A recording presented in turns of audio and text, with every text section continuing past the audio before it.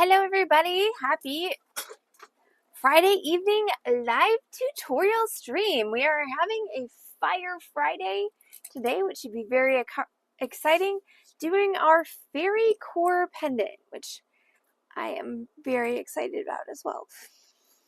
Because tiny mushrooms made of silver, who would not be excited I love that. about that? So I did promise to show last night the sterling silver and labradorite fascinator that I made for a client. Hi, Julie! And I feel like I should wear this like all the time because it's, you know, quite stylish and flashy. And then also there was a conversation about fire agate last night, and so I wanted to show you my fire agate cabochon that I love. Oh right, I've got the focal distance set down here. So this particular cab actually came to me. Hi, Blue Jay. This particular cabochon came to me in a lot of random things, but this is a really good example of what true fire agate looks like. It is so pretty. So it's got this, like I said, this kind of botryoidal luminescence in all these different colors, greens and reds. And this one is actually really cool because it has a channel etched on the side. So I could, if I wanted to, just wrap this in wire and wear it, which I really should do. I know, yes. Oh, oops. Sorry, Heather. Hi. She wasn't supposed to be in this broadcast. So nobody's camera is broken, but that was an oops on my part. But anyway, so that's fire agate, and that is legitimately one of my favorite stones. But I have never seen this quality in a bead. She's not supposed to be on the broadcast tonight, Jay, so no, I won't put her back because she's supposed to have a night off. And I'm about to be over at the register anyway. Too bad, put her back. I know, isn't it gorgeous, Corvus? It is. So this is the quality that you will often see in cabochons. In beads, if you can find them, they're going to be probably about 50 to 60% less colorful. So the fire is going to be very much subdued, and that's because, as always, the beading industry gets the fuzzy end of the lollipop when it comes to stones. So we don't get the best stones. The best stones are given to the cut gem industry. So those of us in the beading industry, we don't get the coolest cabs. We just don't. Yes. I know. Now we've got two employees who have amazing hair. Heather and Delaney, but at least I have a fascinator with labradorite. What? Oh, I just said that you and Delaney both have great hair. Delaney does have great hair. So do you. So now, I have been instructed, Blue Jay, to ask you if you would like to Zoom with us tomorrow night. So tomorrow night is social. I don't know, but what did I do tomorrow night? And so there's no pressure. They're already on Discord, so they can see all the. Okay, so tomorrow is going to be Zoom, starting at 6:30, running for about 90 minutes to 2 hours, and all the. Oh wow! Sorry. So Zoom tomorrow, 6:30 to about 8 or 8:30. All of the info is on Zoom, or is, sorry. All the info is on Discord. There's a channel for Zoom. We can also email you, Blue Jay, if you would like that info sent to you in that particular way. But now let's go ahead and start the project. So as far as tools and materials for this project, you need you need all of the things, all the tools on the planet, plus more. But hold on. I need to...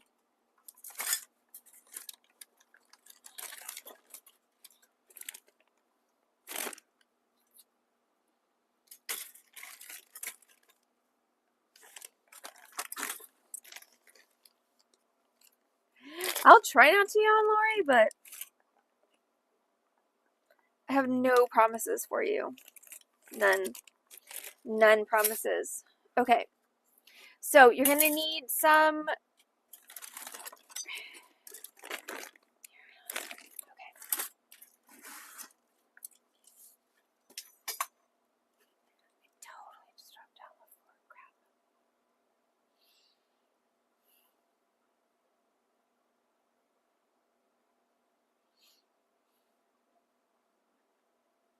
Oh, yay! Well, that's awesome. So, Blue Jay, do you want to grab the info off Discord, or would you like Heather to send it to you?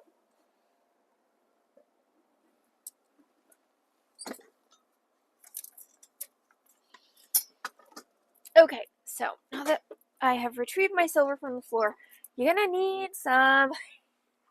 Hi, good vibes. What are you doing with the goats? All right, sterling silver sheet metal. Are they making friends with the new giant doggo? Still waiting for update on that. 16 gauge wire, 14 gauge wire, and then two soldered rings, one for top, one for bottom, a teardrop, and some 26 gauge wire. So that's basically, apparently Good Vibes is sneaking in here to steal beads with goats. Oh, sweet. That'd be awesome, but I look forward to meeting our new goat overlord. I don't know that you're actually here, Good Vibes. Because that would be awesome.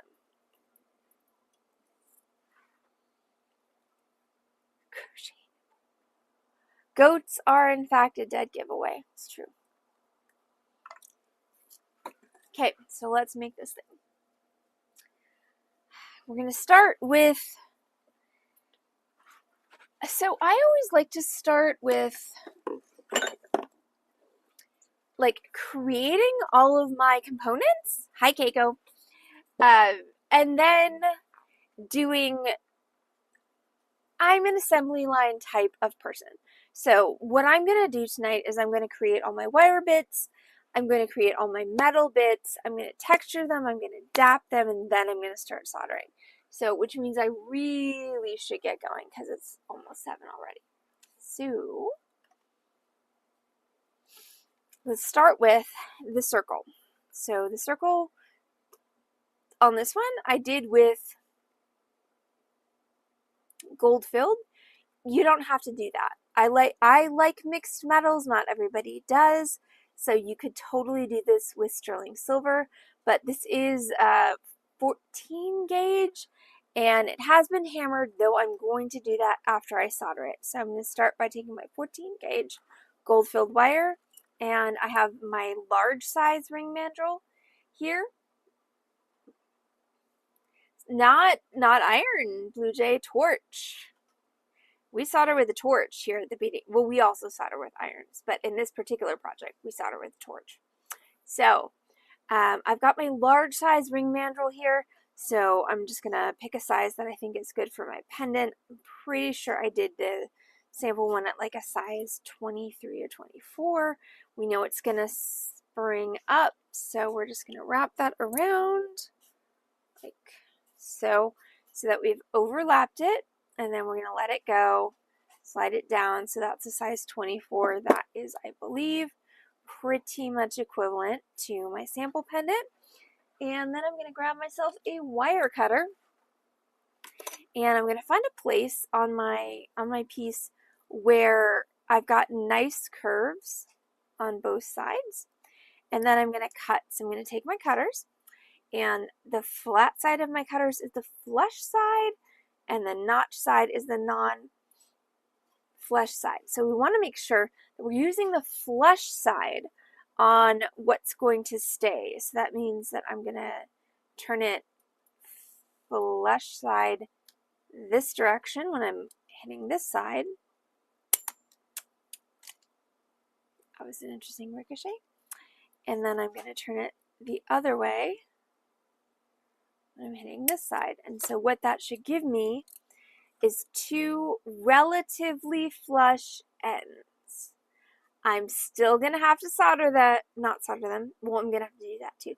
I'm still going to have to file them, but this is going to make my filing job much easier. So I might as well do that now. Also, I'm going to lose the fascinator because, you know, teaching and all. But I do think I should start wearing it to work. And also, I really should actually pull my hair back. I don't know if I have any hair ties. I know, Corvus, but it's also a little bit on the heavy side, and it was a little distracting. So I will wear it for the next sale stream. Okay, so I'm going to do a little bit of filing. So as you can see on the camera, my end, I know I can also just tie my hair in a knot, which is what I chose to do. So you can see on the end that it's got a little burr in the center. Like if you can see in the reflection there, that little line, that is a byproduct of the wire cutter. And that's because what the wire cutter does is it literally pinches and pinches and pinches and pinches and pinches your wire until it is so thin that it literally breaks. So that means that there's that tiny little pinched bit in the middle, which is totally fine except for the fact that it won't solder because you need full contact for soldering. So what I'm going to do is I'm just going to take a file, and this is a half round file, so I'm going to use the flat side, and I'm just going to file that flat.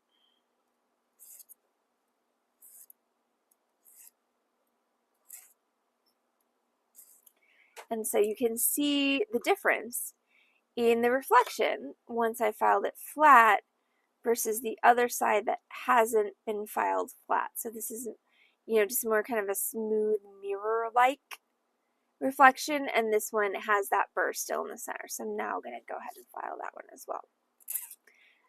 If you're good at it, shouldn't take more than a few strokes, but it definitely is an art form, the filing, so you may need to work at it a bit. Now once I've filed it, I'm going to take my ends and I'm just going to tension fit them.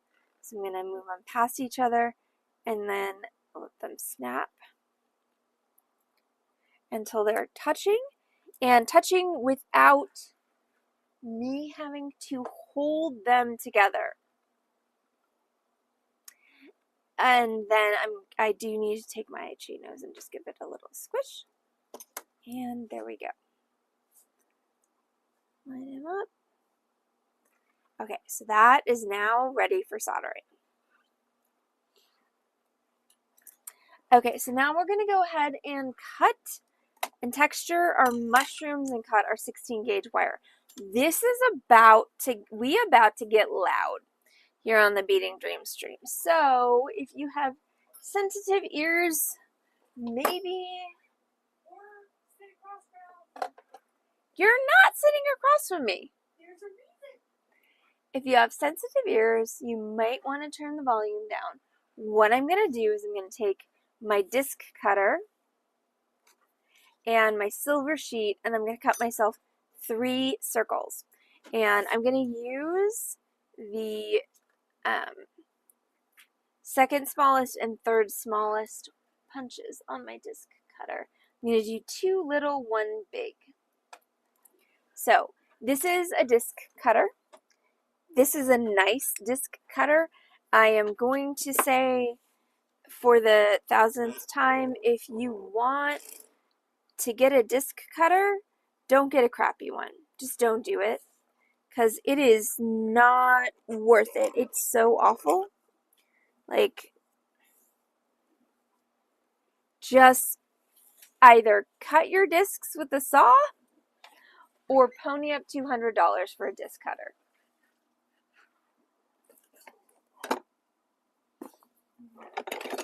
What's up? Where'd the 81 cents go? The deposit that I was saving to add to something else? I thought I put it back in the bank bag. It's not there. Okay. We'll find it later. I'm sorry. I will find it after stream.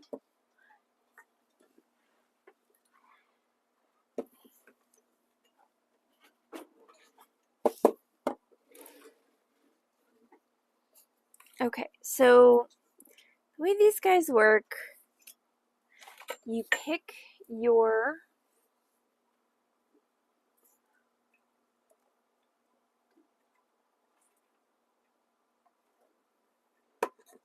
that's unfortunate. Blue Jay. Okay, so the way that these things 81 cents, we're gonna be okay, Blue Jay. I'm sure I just put it somewhere stupid because I do that a lot. It's 100% my fault. But I will finish this tutorial first. So the way that these guys work is, why does my exposure just keep getting shinier? I don't quite understand that. But so you have 2 plates essentially, and you got a handle that causes them to go together or move apart. So you're going to pick your size, you're going to put your metal in there, and then you're going to twist your handle as tightly as you can. Then you're going to put your punch in there.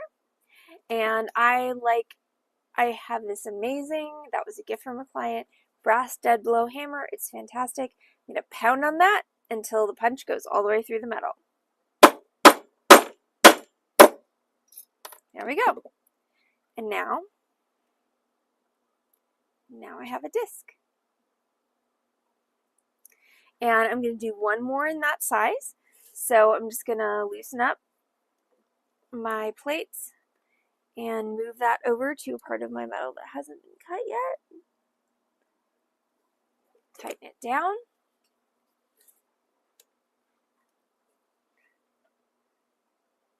Right? Pounding on things is great when you're mad. Okay, put my punch in and smash it.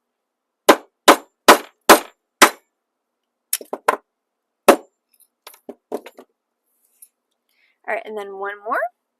And I'm going to go one size bigger for this one, which means I need a different punch.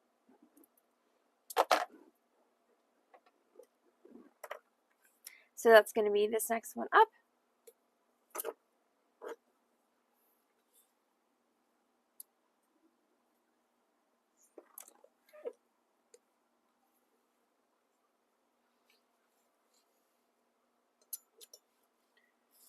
So then there's that bigger one, and we've got one last big pounding. The only thing I have to say that is not good, hi Silver, is sometimes the handle on these gets in the way of the pounding. And yes, Blue Jay, both Heather and I have done silver clay, bronze clay, and Heather is particularly adept at working with white copper clay.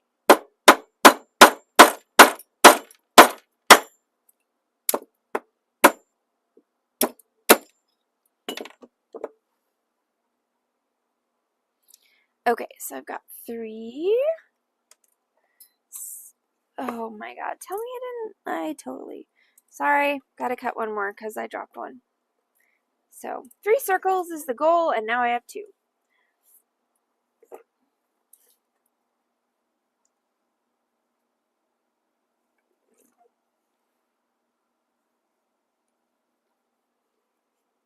Yes, Silver. white copper clay is a bear to fire, but it's fun to work with. It's very similar to bronze clay or regular copper clay, but it fires at a ridiculous temperature, like the surface of the sun. I think it's slightly cooler than the surface of the sun, but only slightly. Guess. But I've tried all of them except gold. Okay, so now I have three. Excuse me, I have. You know, Julie, you're not like I. Okay, first of all, need to fix my camera exposure. Sure, so I'm gonna talk while I'm doing that. Also, now I have the hiccups. But I don't love metal clay either because it is extremely unpredictable. And I am a person who has little time. Like, what? Why? Why is my exposure now just a white block? Like, it was not that way before, but it is now. Like, how? Nope, it's just not. Really?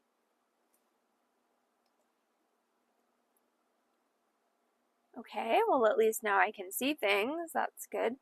But anyway, metal clay is so unpredictable, and I have so little time to deal with unpredictable things that I find it very frustrating, actually. So you're not necessarily the only one who doesn't like metal clay. Rune! Hi, Rune! Heather's not actually on camera tonight, but she's back there. And she just said Rune very excitedly.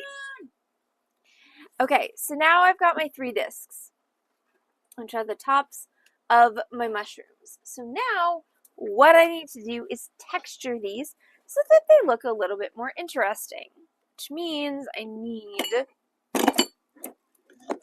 other hammers.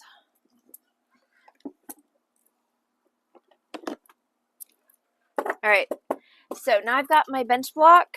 I told you this requires all the tools forever, evermore. Oh my god, healthcare, don't even get me started, but we're so happy you're here, Rune. Yes. Okay, so I'm going to take my discs, and yes, that one has a little kind of Pac-Man bite out of it. We're just going to go with it. Because I didn't align it quite right when I stamped it. Out of it. Yeah. I don't see any. Okay, so I'm going to find a somewhat generic texture stamp that's going to kind of give me a mushroomy look. You could use something more specific if you wanted to, but I'm going to go with this little kind of get out of the thing, please. Now it's your turn to be, there you go. Thank you. Sometimes you have to talk to your stamps. Sometimes they don't listen. But so I'm going to use this mini Triskeal because it's just going to get a nice kind of swirly texture on there. So I'm going to take my Triskeal stamp and I'm just going to put it face down on my metal. I want to make sure that I'm holding it close to the base of the stamp. I'm just going to whack it really good with my brass stud blow hammer. Bink. And there you go. See, now we have texture. So what I'm going to do is I'm now going to spread that texture around the whole thing. And since I'm not really trying to get the Triskeal as a motif here, I'm just going to do sort of an area effect. So there's my Absolutely, Bridget. Textured. And Rune. There's my textured thing. Still not happy with the focus.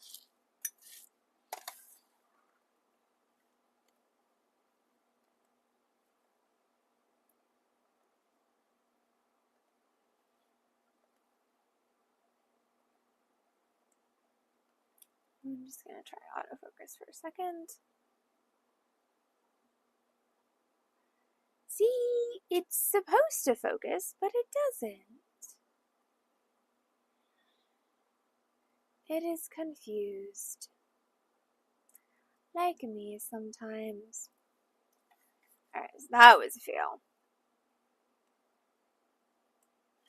All my fellow streamers out there, like, do you deal with all of this BS? Or is it just me? Am I just, like... No, I think this is... incompetent? So, no, this is how it is. Unless you have a super expensive setup. Well, that's definitely not in the cards.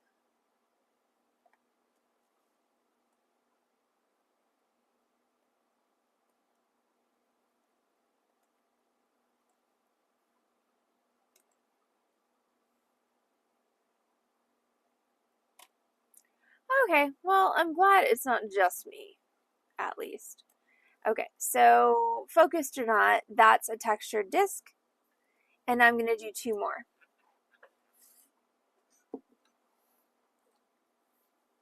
Interesting. So should I switch to a black background, Corvus?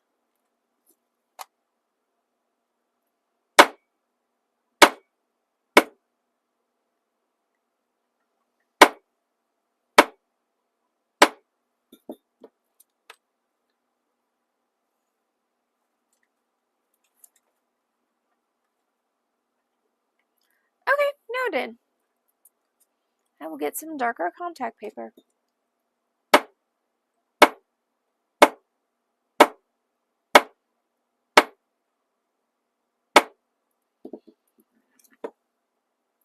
Okay, so I've got 3.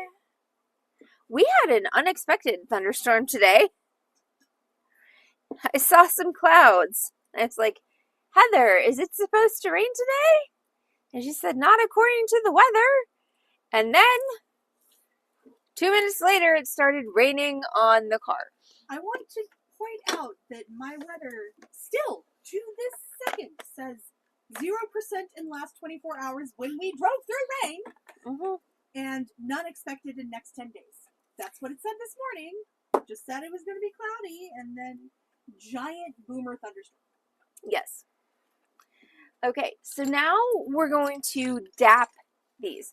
So, dapping is a way of using 2 instruments, a block and a punch, to turn your metal from flat into a curved shape. So, what you want to do is you want to find the slot in the dapping block that fits your metal. So that's that. And then you want to find the punch that fits down in there all the way. So this one's too small because I can feel it kind of hanging up on the edges. Sorry, too big. Wow. So I need one that's smaller.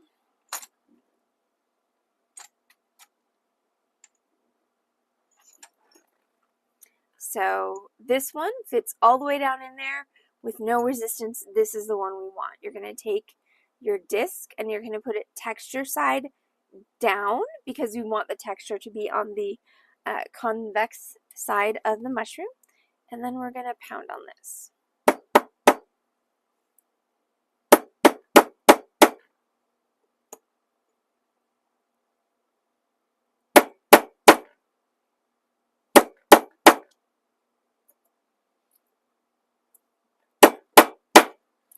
Okay, and as you can see, you have to get a little aggressive with it, but when we're done, we have a nice little rounded dome. Now, if you want, you can go to like the next smaller and you can dome it even a little bit more. I think that punch will work in there, so...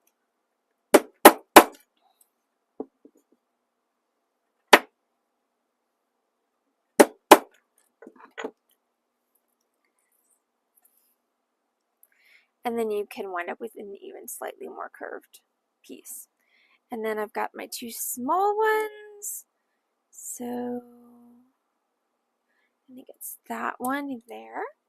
So I've got to find a punch for that.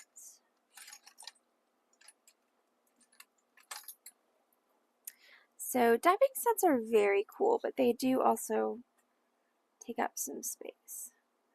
Okay, again. Texture side down. Oh, Corvus.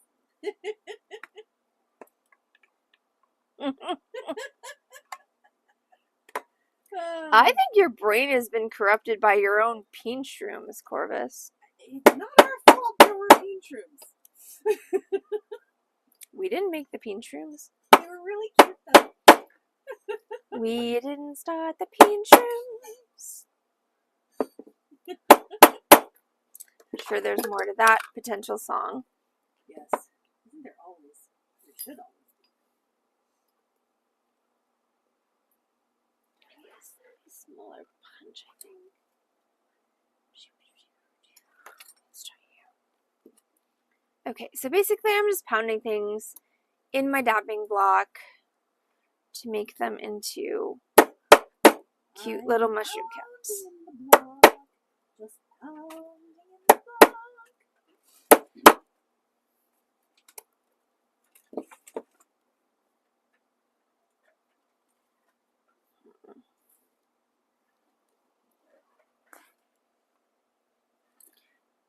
Bear with me, I'm having size issues. Oh. Welcome.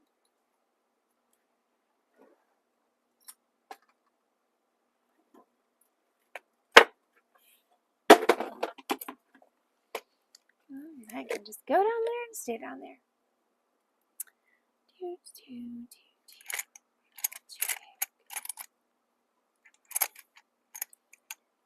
And again, this is the difference between cheap tools and expensive tools, because I have a cheap dabbing set. And so therefore, I am struggling currently to find the right size punch, because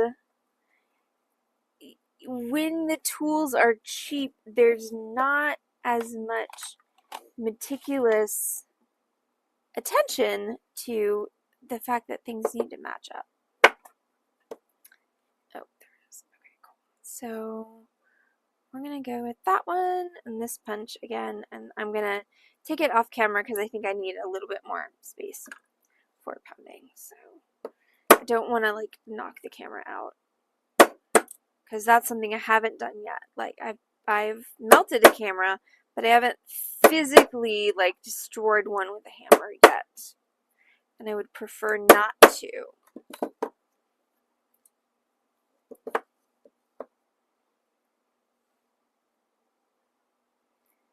Okay, so I have one mushroom cap finally to go with my first one, and I'm gonna do my third one.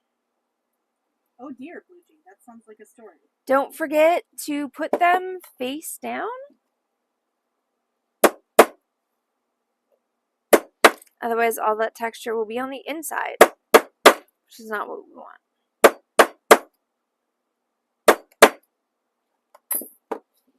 Alright, so we're going to call that good. So I've got 3 mushroom caps. There we go. 1, 2, 3. They're very cute. And now we are going to not put away all of our hammering things, because we're going to have to hammer our circle after we solder it, but we are going to set them to the side and grab our soldering station and bring that onto the camera.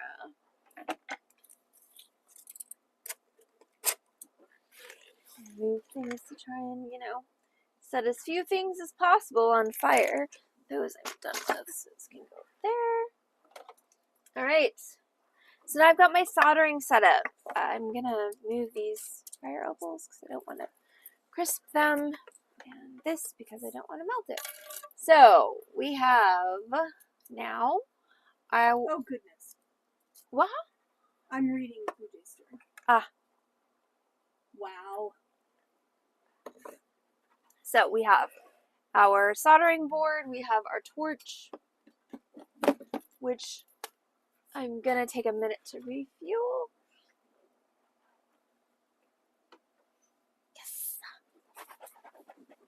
Don't forget, it's a really, really good idea to use refined butane in your torch. That would be the kind of butane that you get at a cigar shop or a head shop or on Amazon. The butane that they sell at Home Depot and Lowe's is crap, and it will only wind up gunking up your torch and eventually making you have to buy a new torch, which is not ideal.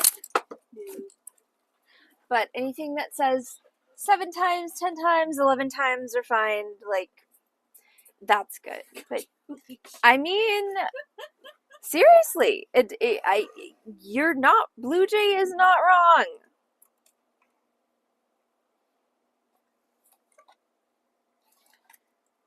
I'm gonna really try hard not to melt anything. Okay, so I'm gonna start with my circle. So I'm going to put that there because I'm going to have to hammer that before I can solder anything else to it. But what I can also do is I can solder my little mushrooms and then we can go from there. So I've got my 3 mushroom caps. Now, stream.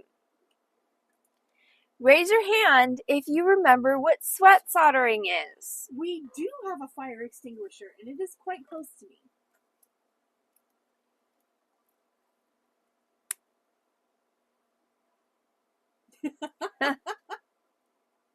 You should eat all the true fruits. We have some in our freezer.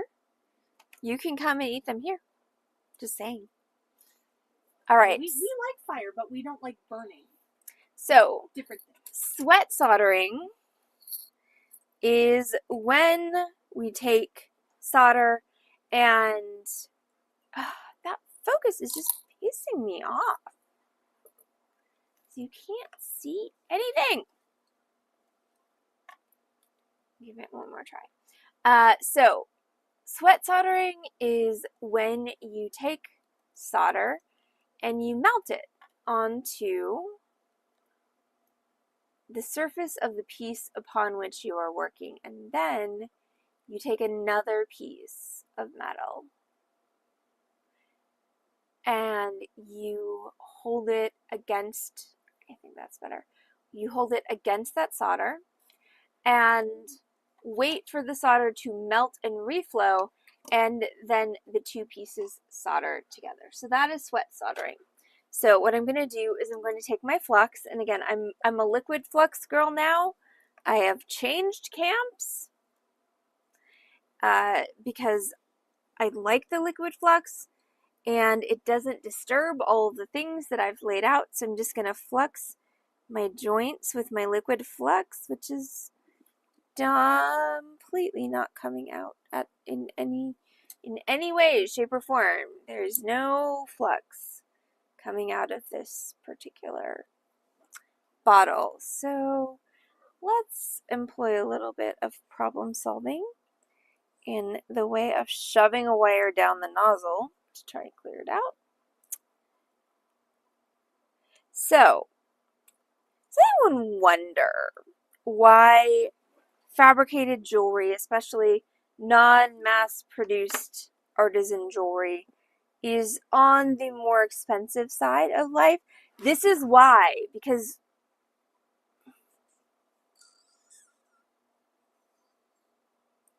we're constantly dealing with these types of ridiculous problems.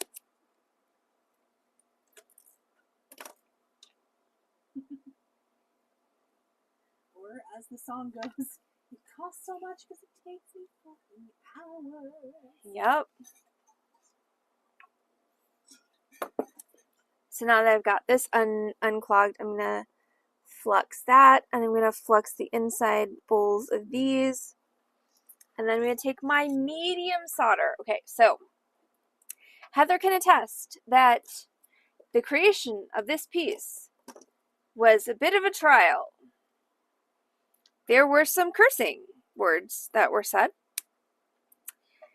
And so this project is a prime example of why there are different densities of solder.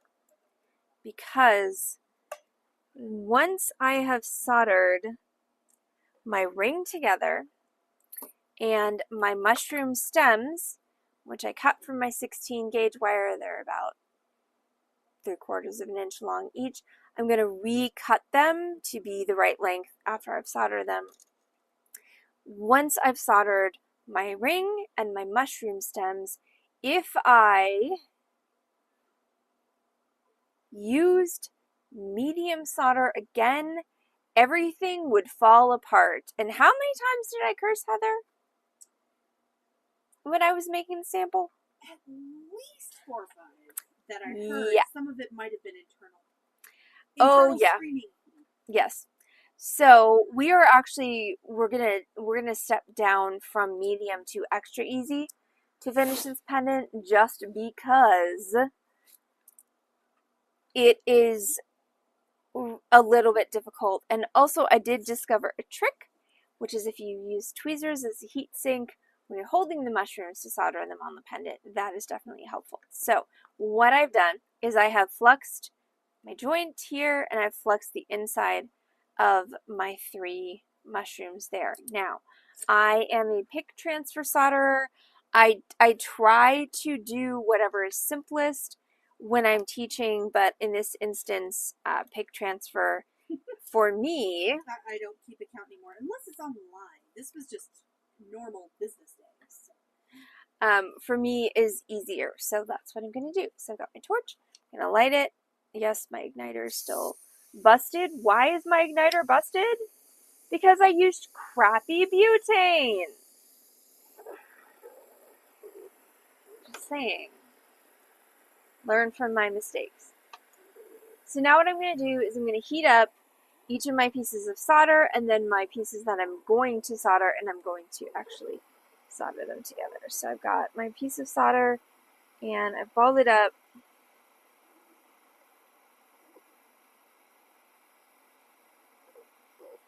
And I can't see jack nor shit with my glasses on. So that's exciting.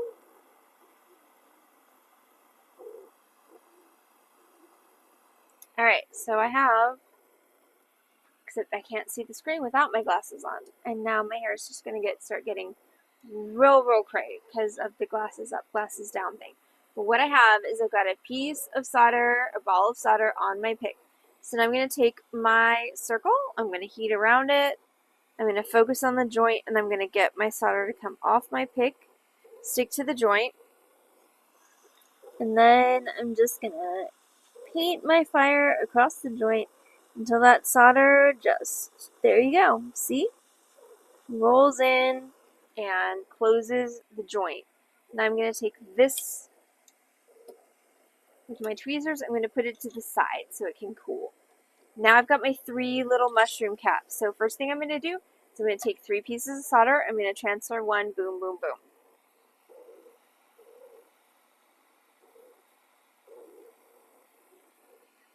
Alright, and we want to make sure that we let the solder kind of boil off a bit and get past its crusty phase, just because that's a whole... It's just a whole problem because of the height of it. So I'm going to take that ball, drop it off on there. It actually did flow, that's fine.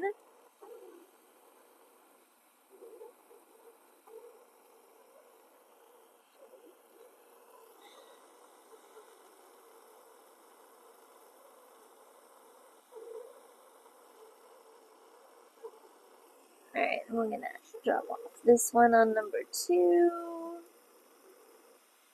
And again, the way to get solder to transfer off your pick is to make the metal that you're transferring to hotter than your pick, because solder always flows towards heat. Alright, so I have a 3rd ball of solder.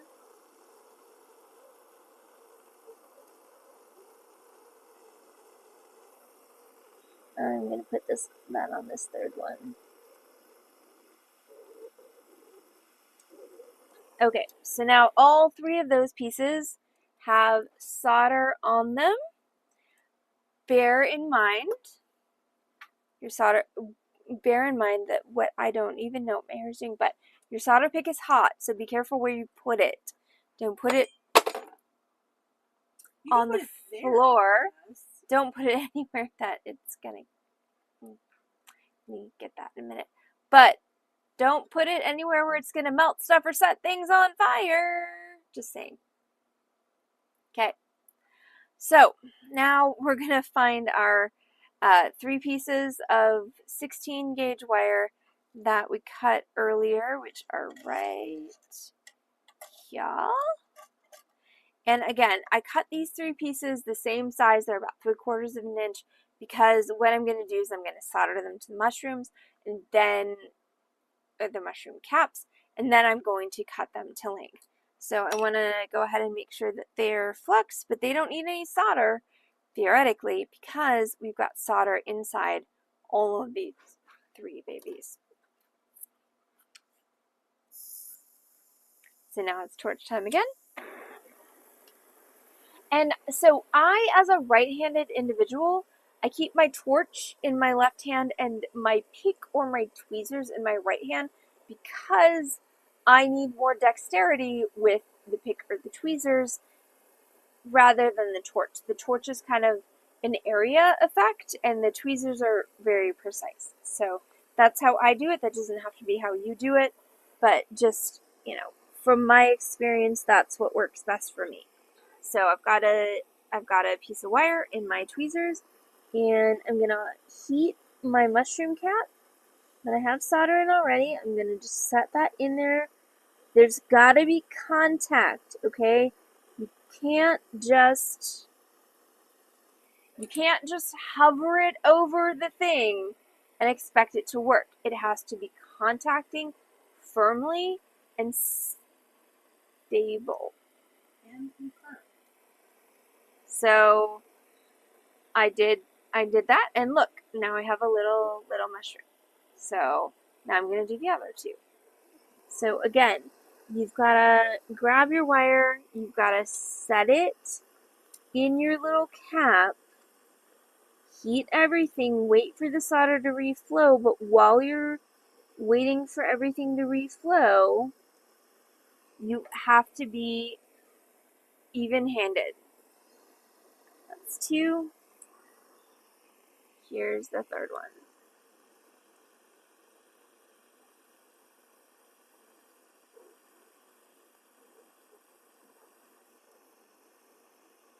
Alright. Ah! Nope. Also, wait till everything has cooled before you try and move it, because otherwise you're going to do what I just did and wind up with a diagonal mushroom. Okay, so those mushrooms are done. They are together. We have 1,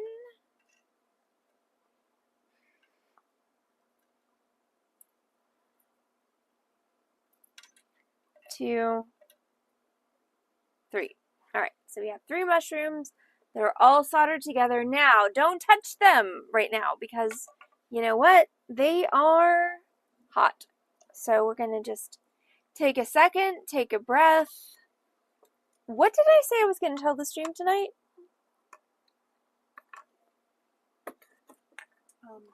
I don't remember. Hey, stream. What did Allison say she was going to tell us? No, I think I said it in the car to you on the way home. Hey, stream, I don't know. I don't know either. It was something, though. It'll come back to me eventually.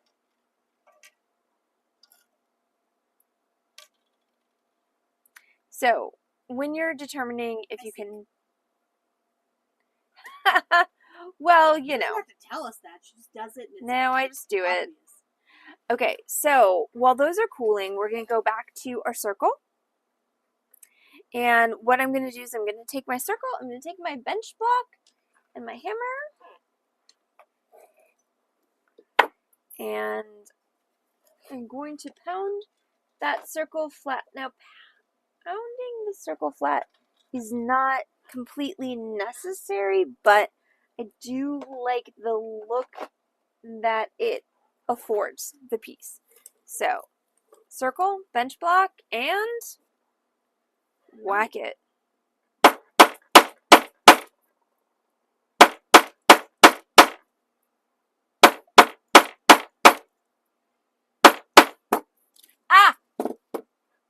was too much pounding. That was just pounding the wrong thing. Give me a sec. I'll be fine. She's not even cussing. The times which bring Alice into cussing and the times which don't sometimes mystify me.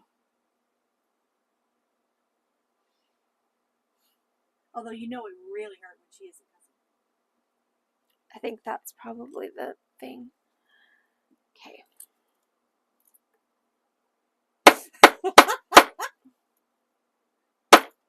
But Julie's on it.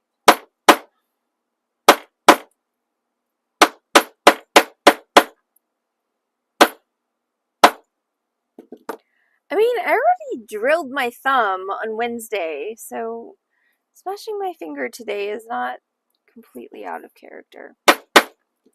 Alright, so now I have hammered this. And so now we're going to work on putting this all together. So this is where it gets interesting.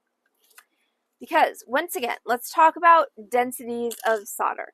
So these are all soldered together with medium solder. But if I get them too hot, when I am trying to solder them to this ring, they are going to fall apart. And that is going to not be fun for any of us. So, well, now I'm just feeling attacked.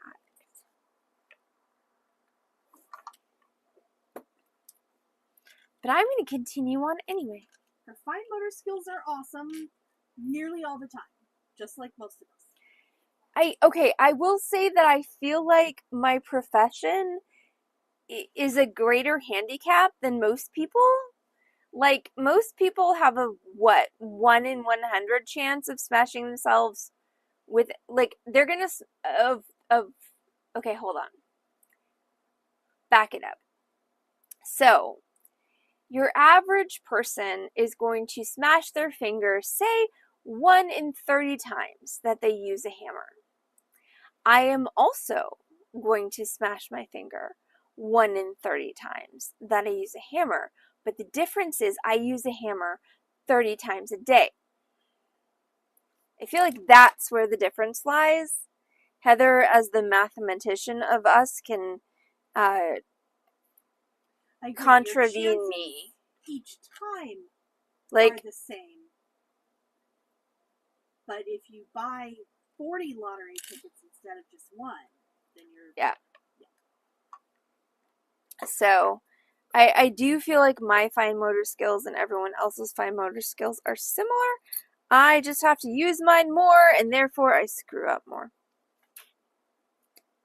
I don't know that it's screwing up so much as just... Well, smashy, smashy. Smashy, smashy, yes, but we don't have to put judgment labels on it. My finger is judging me right now. That's different. Your fingers get judgy sometimes. Just like Beryl. Oh, yeah.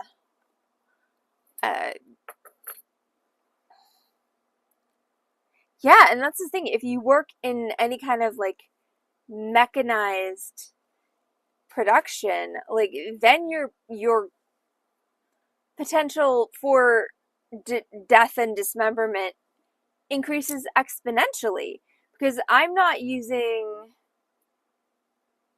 Unfortunately... Hola, Pedro. No, not really. I know like 5 words. Estoy aquí por la cerveza. That's all.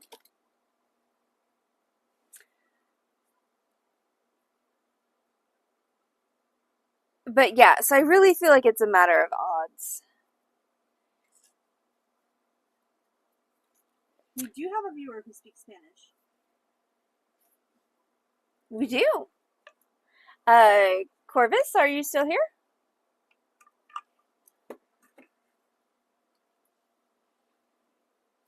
Too. Julie, do you speak Spanish as well? Y'all are way more... Ah! And Blue Jay, we have several viewers who speak Spanish. I am not one of them. But anyway, I'm going to continue with the project while y'all chat in the chat. So, I got my 3 mushrooms. I've got my circle. So what I really want is my big mushroom to be taller and my other two to be smaller. So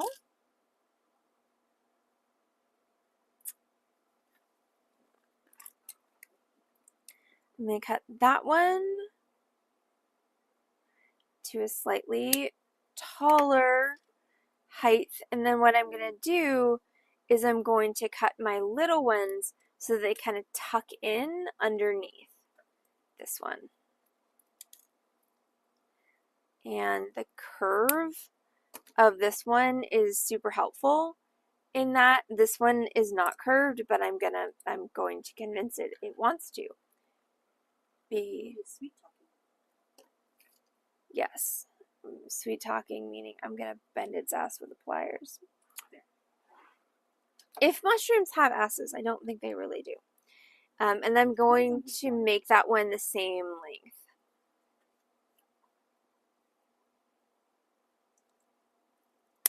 Ah, Corvus is here. Yay!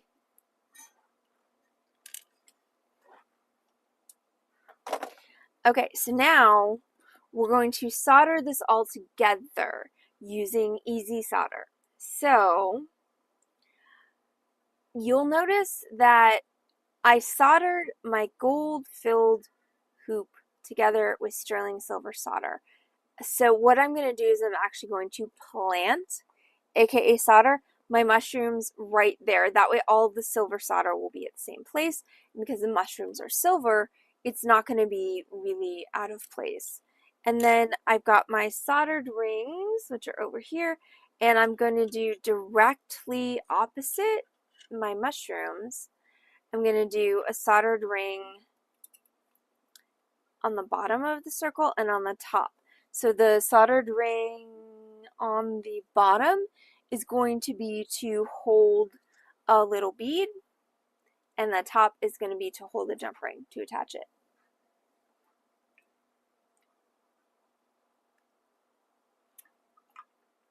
Apparently everyone speaks Spanish. It's a good thing everyone but us does. I'm sorry. Estoy aquí por la tequila, because I really don't like cerveza.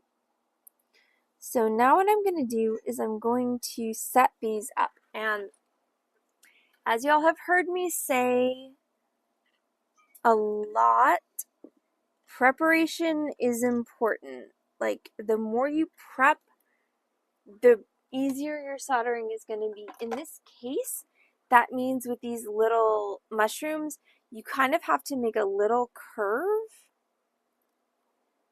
on their stems upwards because of the fact that the mushroom cap holds them up from the soldering surface.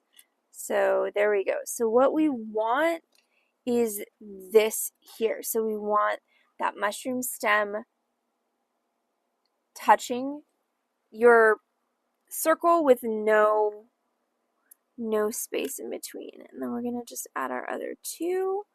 So there's one, and there is two.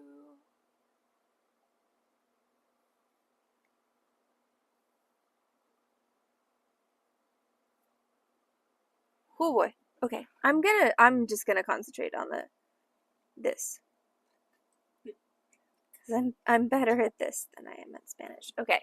So I've got my whole little mushroom clump there. So I'm going to flex them. And I'm going to cut a couple of pieces of easy solder because not only do I need to solder these, I'm going to position a couple of rings in a minute. And also I have a tendency to lose solder. So I'm going to cut 5 pieces. I think that's a reasonable amount. We'll see. I might need to cut more. The moral of the story is always have plenty of solder on hand. 2, 3, 4, 5. I'm going to start with 5. We might need more. Set that to the side. I'm going to flux my solder, which is off camera because you can't see it, but I'm just giving it a nice little shower with my flux. And then I am going to take my soldered rings and position them as well. Because if I'm lucky, and you can ask people on this stream about my luck, says the person who just whacked herself with a really big hammer. But if I'm lucky, I can solder all this in one go. So this is my inside ring that I'm going to use to hang something from. And we want that to be centered over our center mushroom. And then this one is going to be my hang loop. And again, just because we haven't had a basic soldering tutorial in quite a while, I want to reiterate that contact is imperative. Okay, if your pieces aren't touching each other, they're not going to solder together. They just aren't. So you've got to make sure that everything is touching. There we go.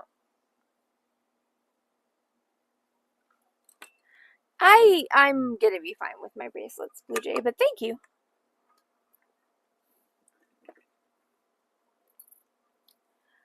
Okay, so now here we go. I've got 5 pieces of solder. I've got my 3 mushrooms and my 2 soldered rings. So here we go.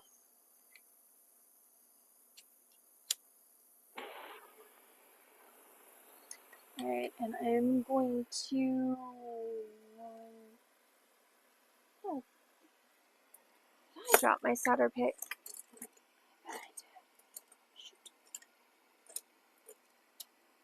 Okay, so we're going to take my tweezers because my solder pick, I think... Oh, I see it. Hold on. I'm getting it. Did I really just do that? I grabbed it, flipped it a 360, and dropped it on the floor again. Because I am just that cool. Okay, so let's talk for just a second before I start this again about pick transferring. So there are several different ways that you can move solder to where you need it to be. And pick transferring is one of the more difficult ones. The reason that it is appealing to me is because I can ball up the solder and then take it, place it exactly where I want it to go. The problem for me, the thing that frustrates me about taking the tweezers and positioning the solder before you've added the heat is that the flux tends to boil and kick your solder off. And then all of a sudden you've got to reposition your solder and this, that, and the third. So that's why I prefer pick transfer. But I do realize that it's a little bit more difficult for some people. So if you don't want to pick transfer, that's not your thing. And if you don't know what I'm talking about regarding pick transfer, I will show you in just a minute. And now, all of a sudden, my display is really dark. But anyway, there are other ways to do this. So just because I'm doing pick transfer doesn't necessarily mean that that's the only way to do this. Sorry, focus. Okay. Just adoring the technical difficulties tonight. It's fantastic. So I'm going to do this with pick transfer, but if you're not a pick transfer person, you could take a tweezers and carefully place at each joint a piece of solder. That would mean you would, so you've already fluxed like I did, so you would place one here, and then 1, 2, 3 there. So I'm going to do that same thing, but I'm going to do it while they're molten rather than while they're cold. So I've got my pieces of solder off screen. I have fluxed them. That helps with the picking up. So I'm going to ball one up and then pick it up on my pick. So there we go. That's a piece of solder on my pick. And I'm going to, again, gently place it. Now, the other thing about pick transfer is typically the way that one will do it is you will place all of your solder pieces and then you will flow them, which means that what I'm doing right now is I'm staging balls of solder and then I will flow them when they're all in place. That's going to be a problem. I don't know if you saw that one just kind of jumped down there, but that is definitely something that I'm going to have to deal with. The good news is I have some extra solder here because I think that I have plenty down here if I add a second, but all of a sudden these are not touching. So that's a problem. All right, so let's move this. Somebody should. So I'm going to take this.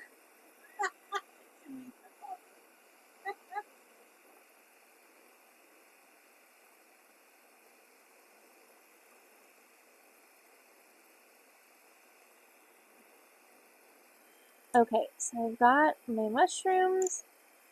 That's awful. That's a pain in the butt. So I got my mushrooms, and now I gotta reposition everything because it just stuck to my solder pick. And I'm gonna take this ball of solder and I'm gonna nudge it over and put it on there. Alright, so now we're gonna try flowing all of the solder. Let's see how this goes for us. So I'm gonna heat everything a bit.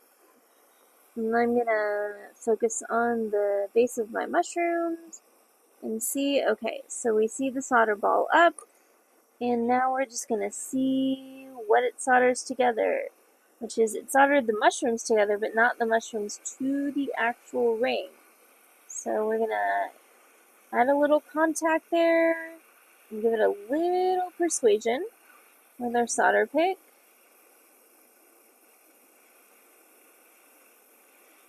And okay, so there we go. So we just saw the solder move from the mushrooms to the ring. The thing that we are being wary of here is the mushroom caps. Okay, we don't want them to fall off. Now I'm going to go back to my rings, which again are all discombobulated, and heat them and see if I can get them to solder in the right place. Okay, top one's good. Bottom one's good. Okay, cool. So I think we have success. We are going to take a brief second to let it cool and then peel it up from our soldering surface. Now the flux has stuck down the bottom, so I'm going to need to put a little bit of heat on it to pry it up. We don't want enough heat to obviously reflow the solder because we worked hard on that. So we're just going to heat this. There we go. Alright, so that's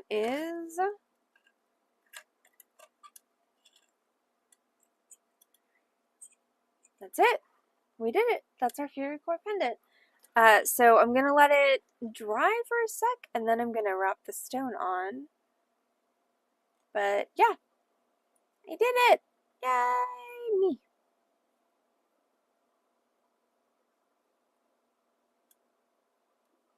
So, since this pendant is... Alright, we don't need that anymore. So since this pendant is gold filled wire and sterling silver, you can put this in a tumbler and the gold filled will polish up and so will the sterling silver, but they obviously will not be the same color. Now, I am about to wire wrap a bead onto this bottom loop, if you are going to use a tumbler, like this, not focusing, focus!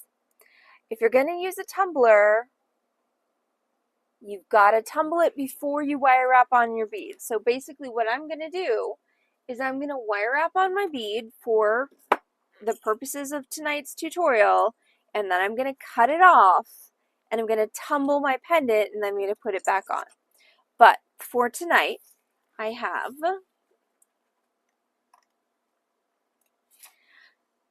a Hessonite garnet teardrop, just a sweet little one, and I have about 6 inches of 26 gauge gold filled wire. So I'm going to start my top drilled wire wrap by putting my wire through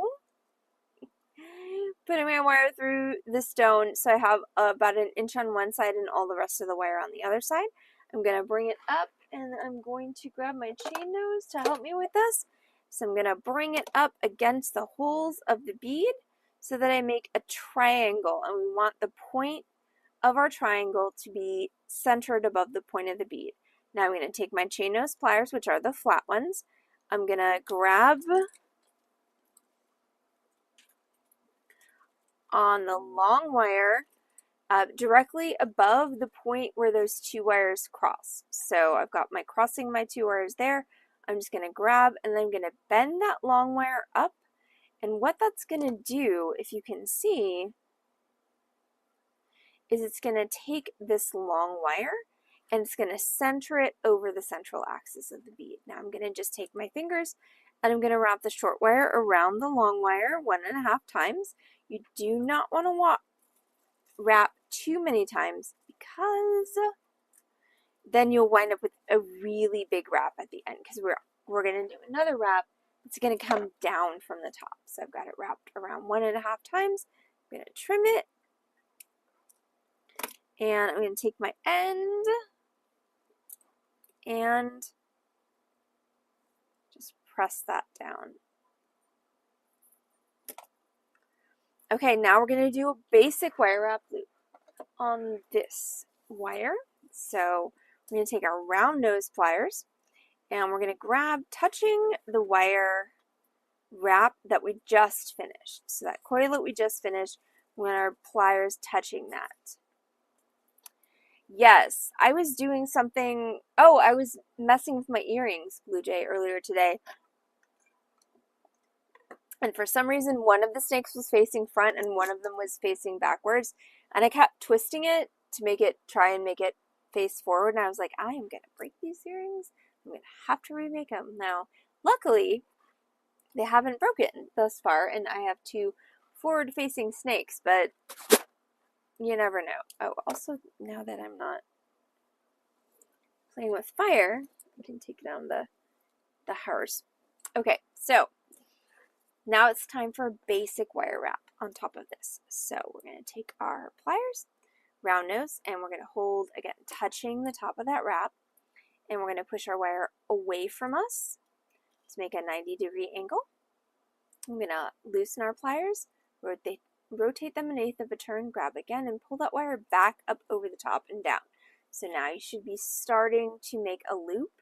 It's important that you actually pull hard enough to form that loop around your round nose pliers, because that's why we are using round pliers for this, is because we need a round loop. Now we're going to loosen, rotate again, grab, and finish our loop by pushing underneath and away from us. So, hold on. This is what we call, at the Beading Dreams, the lady with a scarf. No, I would prefer not to be in Fuego. Definitely. Because this looks like a lady in a convertible. She was driving along with a light, with a scarf hanging out behind her. And then what I'm going to do is I'm going to take this loop that I just made, and I'm going to take my cute little Fairycore pendant. Now again, if you're going to tumble this, you need to tumble it before you add the bead. I am doing this just for purposes of this tutorial, saying that polishing of any kind, whether you're going to tumble it, polish it with flex shop, polish it with a Dremel, polish it with steel wool, like that needs to happen before you add the stone, okay? But I'm going to skip that step again because of time, because tutorial is, because I made a complicated tutorial and it's running a little long. So I would like to get everyone home, including Heather and myself. So polish this first. Is anybody unclear on that? Like when you're doing any sort of fabrication, the beads, the stones are always the last thing. So this should be looking. Yes, thank you, Julie. I've stopped cracking that joke because nobody gets it except for you and Heather. So this should look exactly how you want it to look before you put the bead on. So good now, news, Julie, we're Allison's so audience. so now I'm going to take my wire up that I made, and I'm just going to thread it through this loop on the inside and pop it in there. And then the trick, when you're wrapping something that's a little bit crowded in there, is just swing it out to the side where there's more room. So then I'm going to swing it out to the side, I'm going to grab it, and I'm going to just wrap down until I've met the end that's already there, like so. Trim it off.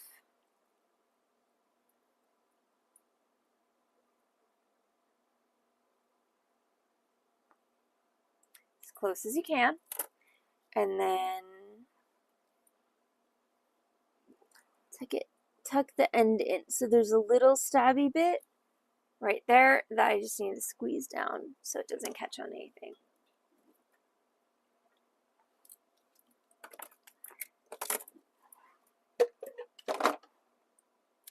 And there we go. That's it.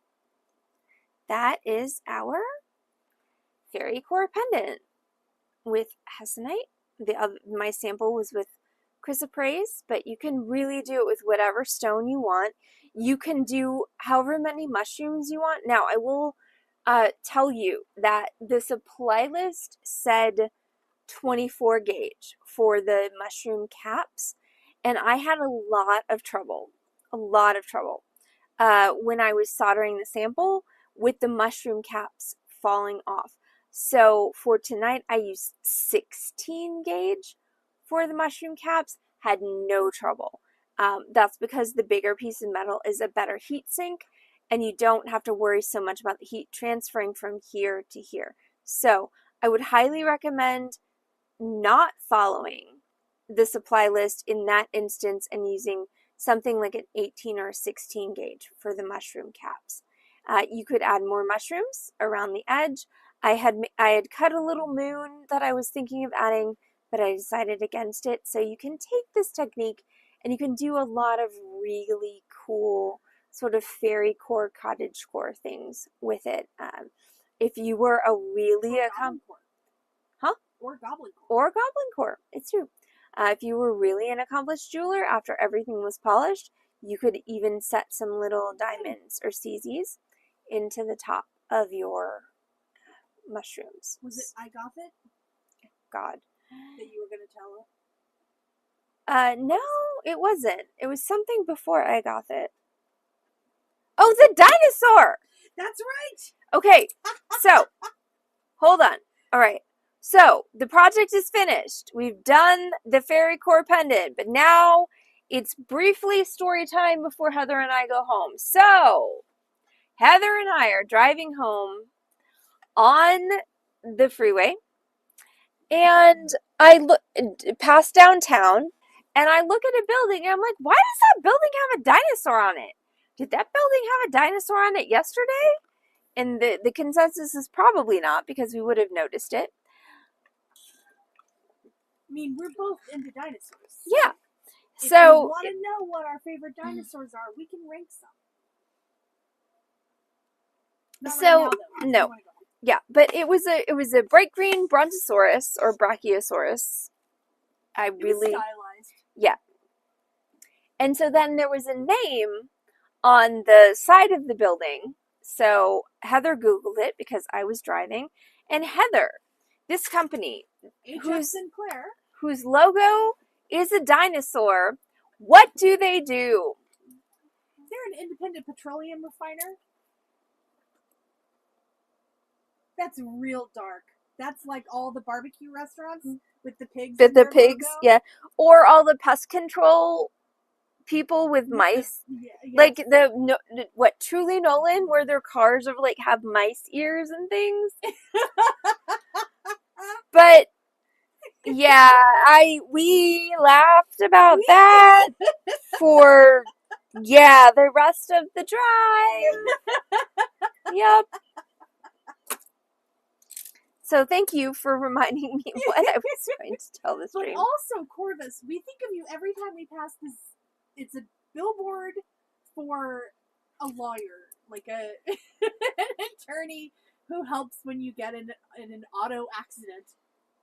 And his phone number is like 1-800-I-GOT-HIT, I think it is, something like that. Yeah, but it looks to us like I got it. Yeah. Every time. And every time we're like, we need to take a picture for Corvus. But the problem is, I need to have my phone out and ready to go because it's invisible behind an overpass, and then it's behind you. So, but I got it. Makes us think of you all the time. Yes, and the dino as a logo for a petroleum refinery, like so it's an adorable little dino. Like it is so cute, and so yes, good marketing on that. Yes. And okay, so that's the end of story time. That's the end of the tutorial. Thank you for joining us for the cottagecore pendant, aka that cute little mushroom pendant. Actually, so, if you want to put me on camera real fast? I can do that. So, also on the New York Stock Exchange, they trade as Dino. There's their little Dino logo. DINO. Oh, goodness. All right. So, yes. Good night, everybody. Buenas noches. Gracias. Oh, so this is Sinclair Oil because it's they used to be Holly something, and then they merged. Now it's HF Sinclair. So it is Sinclair Oil. Okay, well, there we go. Anyway, good night, everyone. We love you. Good night, everyone. Buenas noches. Gracias to Pedro Asensas for hanging out with us tonight. Thank you, Blue Jay. Thank you, Corvus, and Lori and Julie, and and Jason is coming in with the German. So guten Nacht to you as well. So come back and see us again. Danke, Jason. Yes, come back and see us again, Pedro Racinas, because we obviously have people who can talk to you, and I'm not necessarily one of them, but we have them. So please come back and see us again. We will be back. Okay, so tomorrow night is Zoom. That means we will not be on Twitch. We will not be on Facebook. We will be on Zoom. If you want to join us on the Zoom, you can find all that information on our Discord. Thank you, Blue Jay Moving. So click on that Discord invite link. There is a specific channel for Zoom. It's got the meeting info. We'll start at 6:30 p.m. Central Time tomorrow. We would love to see each and every one of you. And then we'll be back. We will be skipping the tutorial next Wednesday because of Sam's going away party, but we will be doing podcast next week, Wednesday. And then we'll be back to our regular schedule starting on Thursday. So everyone have a great night. And we will see you all back on this channel, twitch.tv/Beading Dream, Wednesday evening of next week at 7:45 for the Buttonless podcast. And we're looking forward to featuring Sam. So we're looking forward to seeing everybody tomorrow night on Zoom. And if you're not on Zoom, we'll catch you next week. Thank you so much. and bye!